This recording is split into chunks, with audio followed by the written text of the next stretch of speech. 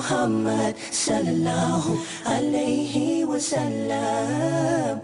You're Allah's chosen one, the chosen one to spread the truth from Allah subhanahu wa ta'ala. The chosen one, though the road is long, just know Allah won't let you lose your way. You are the mercy for mankind. You are the teacher for this life. Allah has blessed you with the Quran. Assalamu alaikum wa rahmatullahi wa barakatuh. Welcome back, our dear audience, to our program, Muhammad the Messenger, alayhi salatu wassalam. We're talking today about controlling anger, something that has become almost perceived and seen and expected in everyday's stressful life. I'm still joined by Dr. Mamdouh Muhammad, a former professor in Johns Hopkins University in the US. Dr. Mamdouh, welcome. Ahlan wa sahlan, welcome. Today we're talking about controlling anger, which is, I'd say it's one of the most challenging things that you could ever control. Yeah. So, since we are speaking in the context of the book that you are the author of, we can see through the previous episodes that we recorded together regarding the communication, regarding the way of dealing with people around me in the community. We can see that although we're speaking about communication, but patience was there all the time. Yes, you're right. This topic in particular of controlling anger is not just important for leaders, but it is important for any human being.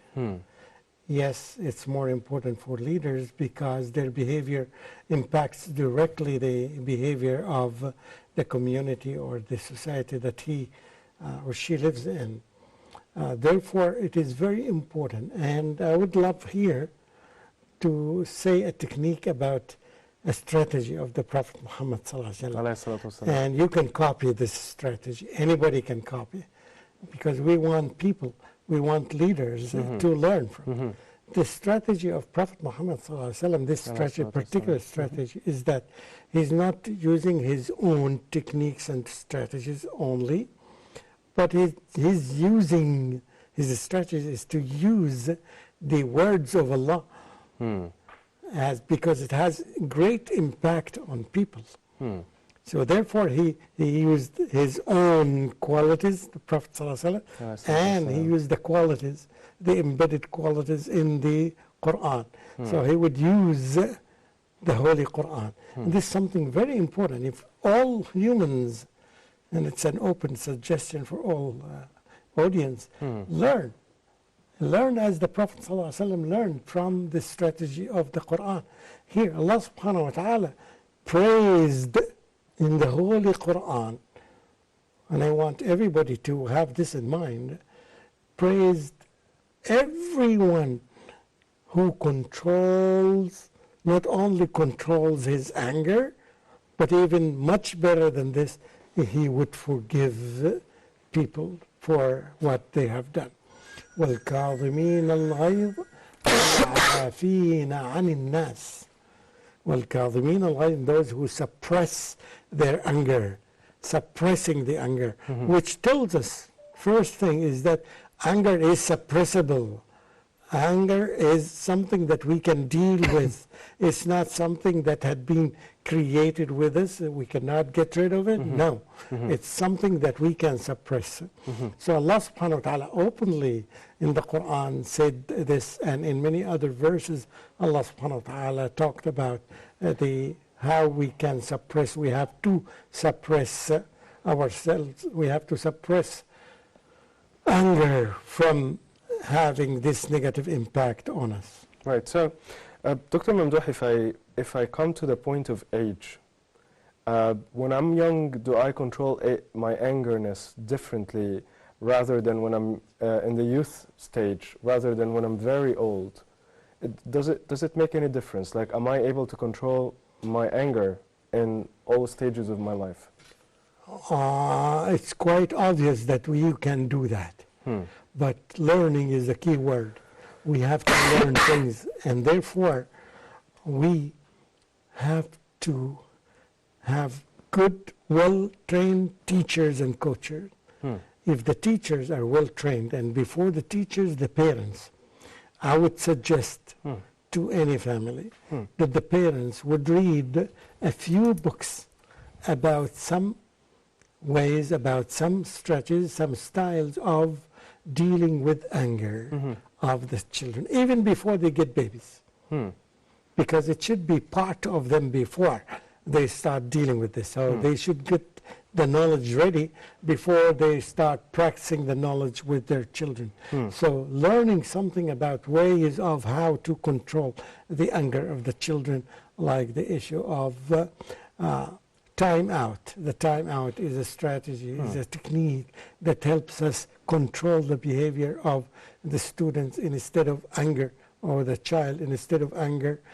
We do that. It is some sort of giving them time to rethink what they did. Absolutely. To rethink and have more thoughts. Absolutely. Yeah, and there are many ways, and I think in the world today we have a lot of resources and sources about these issues, so we can use them and abuse them. We need everybody to be knowledgeable about that.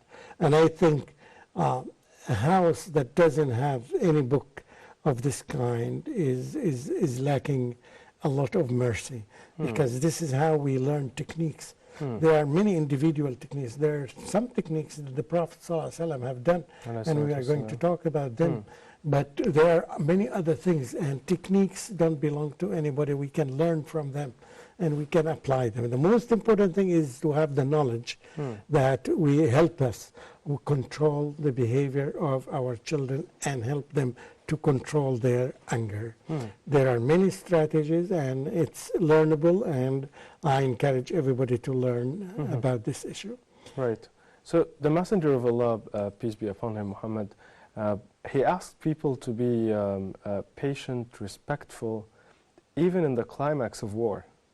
Absolutely, even the war, which is the environment that pushes everybody to retaliate and to avenge and to do all these things, which is something very negative, because it's an embodiment of anger. The Prophet ﷺ, his teachings about this is that to prevent the Muslims, to teach the Muslim, he told the Muslim not to hit the elderly, and not to hit even or to burn trees, even trees. As we said, the Prophet ﷺ is rahmatan lil alameen. Right. He's a mercy for all the creatures, and this is part of it. Even you're not allowed to cut or to burn any of the trees. Avoid hitting the children. Avoid hitting the face, even if you are angry and you have to hit and you do the hitting. Avoid hitting the face. It's so merciful. And these are some of the things that we all the time think, if I do this, I will stop doing this and this and this. So one of, Dr. Mamdouh, one of the key points that was mentioned in this chapter is the answer of the question, how can a person work on controlling his anger? I know that you've said, I need to become more aware of my behavior, my actions, and maybe look at others and see what I do and how do I impact them. Am I impacting them in a good way or a bad way? Yeah. What are some strategies that are really practical for me to do that? Good. Prophet Muhammad ﷺ, amazingly, he himself developed some tactics and strategies. He taught us that if you are angry and you are standing, sit down. Now, the physical impact of you, when you are standing, you are close to do some aggression against people, but when you sit down, the chance is less, let's say 80%. And he said that if you are still angry, lie down. So standing, sitting, and lying down. And if you're lying down and you're still angry, you could not control yourself, go and wash your face or even make wudu if you are a Muslim. So these strategies shows that the position of the person helps him positively or negatively to be aggressive. If you are standing, you are more liable to be aggressive than sitting. And if you are sitting and you're still angry, you are more liable to be more aggressive than if you lie down on a couch or on a bed or anything. And even if still with you the state of anger, you can control it by going and washing your hand. Because the cold water has impact on you, particularly on the face, particularly on the area where you have a lot of sweat as a result of being angry. This is some of the strategies that he himself, sallallahu alaihi wasallam, developed. Remember that what he comes with is revelation from Almighty Allah. It's not his own pure thinking as a human, rather it is a revelation from Allah subhanahu wa ta'ala. Exactly. So should leaders control their actions or their reactions? Both of them. This is a very good question. If the action itself entitles and involves aggression, they should stop it from the very beginning. And everything stems from here. And therefore, that we need to change the mindset of human beings in order to be good leaders. Yet still, of course, sometimes because unexpected action from somebody may cause you to react un-Islamically, and this is another thing that we need to control. So you control both the actions and the reactions. Sure. All right, Dr. Mamdouh, we're going to be discussing the relation between anger and frustration. We need to know if there is a relation or not right after the break. Our audience, stay with us after the break to talk and learn more about anger, controlling your angerness. Stay with us after the short break. Oh, Muhammad sallallahu alayhi wa sallam. We welcome you, month we all adore. We pray for happiness. The Quran, the book of Allah, the miraculous words of Allah, the light in the midst of all darknesses, has so many rights on us. And because of that, we initiated Quran Circle. In Quran Circle 1, we listened to the entire Quran. This was a great blessing. وقرآنا فرقناه لتقرأه على الناس على مكث ونزلناه تنزيلا. The Quran is both concise and comprehensive. It has all aspects of guidance to all mankind. And because of that, in Quran Circle 2, we selected verses in every juz with a specific topic. We listened to the recitation and we reflected upon the meaning of that specific topic. الله نور السماوات والأرض مثل نوره كمشكاة فيها مصباح. Each surah in the Quran, every chapter of the Quran has an objective. We looked into the objectives of the surahs that we chose and selected in Quran Circle 3. لينذر من كان حيا ويحق القول على الكافرين. Brothers and sisters, join us this Ramadan in Quran Circle 3. Get ready, open your mushafs and follow with the recitation and wait for the reflection after we finish the recitation.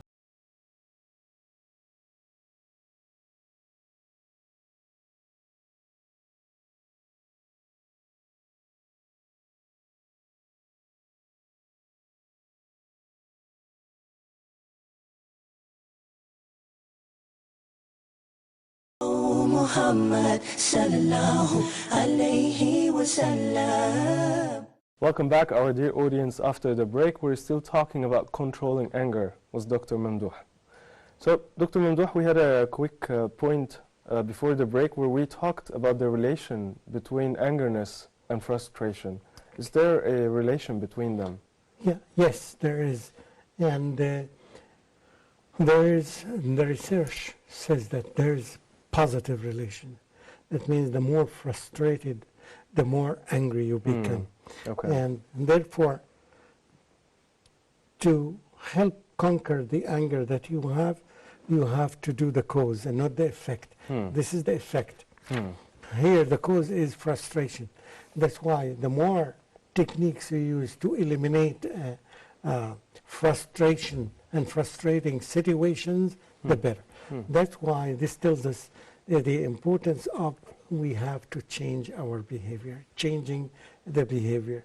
And if you see that, as Aisha radiallahu anha described the Prophet sallallahu alaihi wasallam by saying that كَانَ خُلُقُهُ الْقُرْآنِ كَانَ خُلُقُهُ الْقُرْآنِ, his manners were embodiment of the Quran. The Quran who taught us how to control anger. The Quran who taught us how to forgive people even who made some aggression against you. Right. So here, the more, one of the tactics is the more people know about the Quran. And the more people, they learn the knowledge about the Quran and they apply. Because as we said, there is the wisdom here is, as the companions used to say, that we used to learn only 5 ayat. 5 texts from the Holy Quran, very short ones. We learn them and we apply them. Okay. It's not how much you read, it's how much you benefit from what you read by implementing it. It's not the knowledge, the amount of knowledge, rather it is the amount of exercising and practicing this knowledge that you got, because this is the thing that will change you. The change does not happen just by mere reading. It happens by practicing the thing. Right. You'll find a lot of people, for example, nowadays, Muslims, they're perfect or close to perfect their prayers because they do it 5 times a day. It's very repetitive, the same thing with anything. And remember that at a certain time, they were not practicing it at all. They just read about it, right, and knew about it as children. But because the beginning of the consistent daily practice of the prayer, alhamdulillah, their performance is becoming much better. So by eliminating these sources of frustration, and there are a lot of them, they are in the family, they are at homes, they are everywhere in the world, they are at school, at workplace. We have to eliminate and to make it a safe and kind and sound society, so that we eliminate all sources of disruption and anger and frustration, that all of them end up with anger.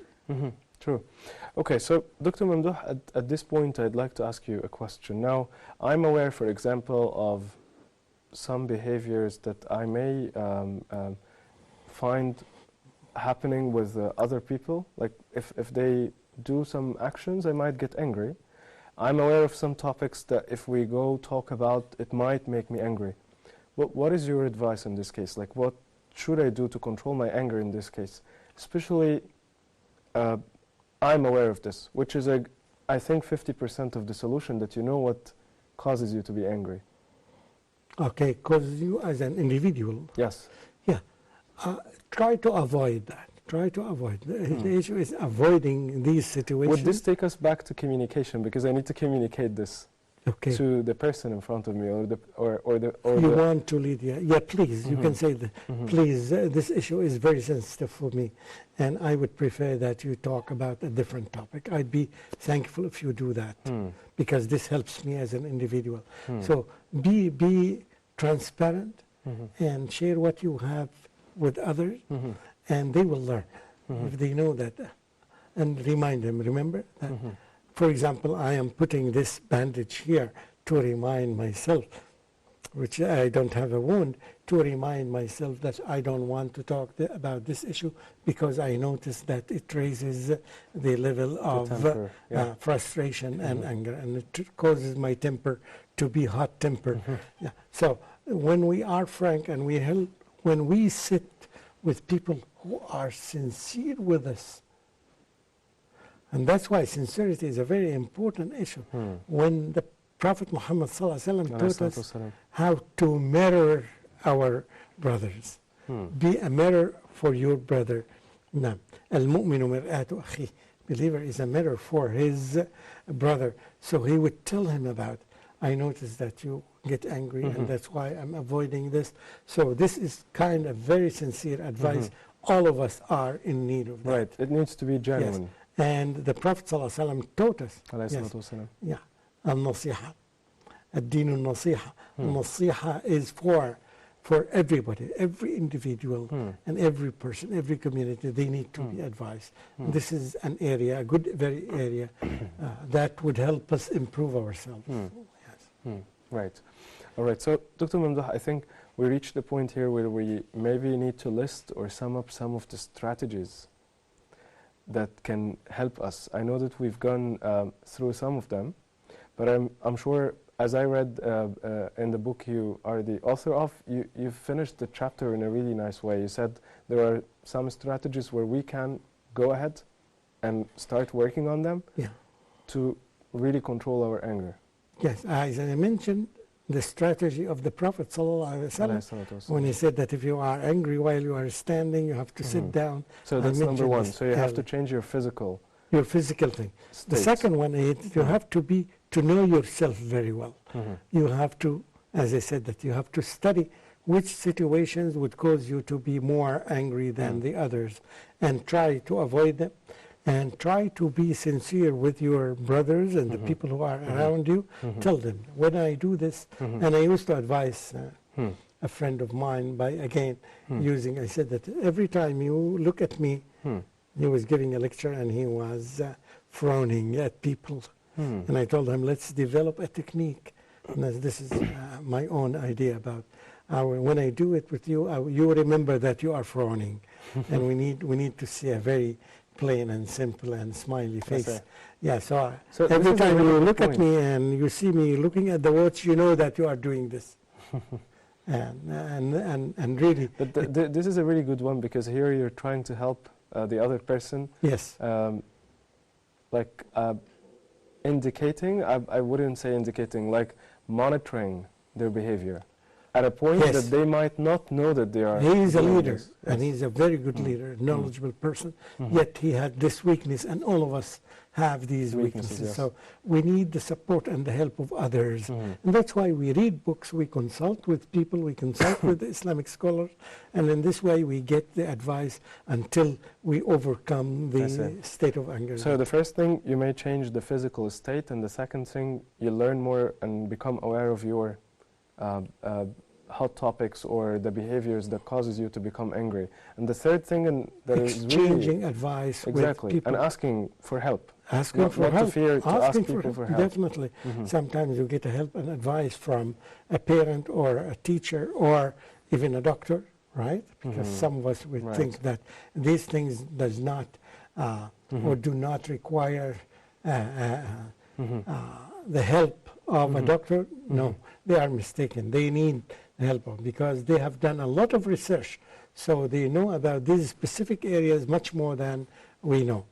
One of the greatest moments of, and in fact this was not among the goals of the book, is to list the number of strategies, so at the end, no, we learn one thing at a time, But one of the most important things that should be mentioned for the Prophet Muhammad ﷺ, it's how he controlled. That's why you can say that he's the master of human being. How he controlled himself and his anger when he opened Mecca, the land or the country or the area that fought with him and kicked him out of the country and let him suffer all the suffering that he and the companions have gone through because of that. And they prevented him from coming back to his land, to his home, to restore him. They did a lot of things that would really stir anger, would cause a war to happen. But the Prophet ﷺ showed the whole world that he is really the best leader in the world. He forgave all of them. And we have never seen a similar example in history. When you explore history and when you read history, the history of the leaders of the world, in fact, in all similar situations, you can find all the leaders were reacting aggressively against the people who used to fight them. This was not the case of the Prophet Muhammad ﷺ. And this is an example of وَمَا أَرْسَلْنَاكَ إِلَّا رَحْمَةً لِلْعَالَمِينَ. He said that you are set free. You are free. Do whatever you want. It's your country. You live with us. I'm not going to punish you. I'm not going to fight with you. And he had the power. He had the power and he had the army and he had the that's resources. What the Quran said. When وَالْعَافِينَ عَنِ النَّاسِ, when you have the power. So he had the power to punish them, to fight them, to kill them. But on the contrary, unexpectedly from all the people there of Mecca, they saw the Prophet ﷺ forgiving all of them. As unique event that happened in the history of the world. And I think I would give advice to the people who deal about education in every country. These examples should be taught to all the people in the world. It should be taught to the children. They need to know these examples. Because this would help us remove the current example of revenging and avenging and fighting back and doing all these things. That's what I had on my mind when you were saying, because nowadays we're having some words where people are actually making a point of how strong we are. And you don't know what we can do to you, like as tribes or countries to each other. And they make use of this power to tell the others that we are stronger rather than we are strong to forgive. We are strong to stay in peace. And this does not solve the problem at all. In fact, as we see nowadays, when they're talking about terrorism and all these things, all the steps that the whole world have done until now does not decrease the level of the aggressions or terrorism that happens in the world. And that's why they need to rethink and reconsider the situation and go back and learn from the history of the Prophet Muhammad ﷺ. They will find a lot of things that would help them. Sallallahu alayhi wa. All right, Dr. Mamdouh, we reached the end of the episode of Controlling Anger. Thank you so much for being with us. Jazakallahu khairan. The same thing to you. Thank you. Our dear audience, I hope inshallah by the end of this episode we all together reconsider angerness and look at it from a different perspective inshallah, and we become aware of our own weaknesses and we work on them really well so that we try to follow inshallah our role model Muhammad alayhi salatu wasalam. I'll see you next episode where we talk on a different topic, different chapter from the book authored by Dr. Mamdouh. See you very soon. Assalamu alaikum wa rahmatullahi wa barakatuh. Oh Muhammad sallallahu alayhi wa sallam, you're Allah's chosen one, the chosen one to spread the truth from Allah subhanahu wa ta'ala. The chosen one, though the road is long, just know Allah won't let you lose your way. You are the mercy for mankind. You are the teacher for this life. Allah has blessed you with the Quran. Rasul Muhammad, sallallahu alayhi wa sallam.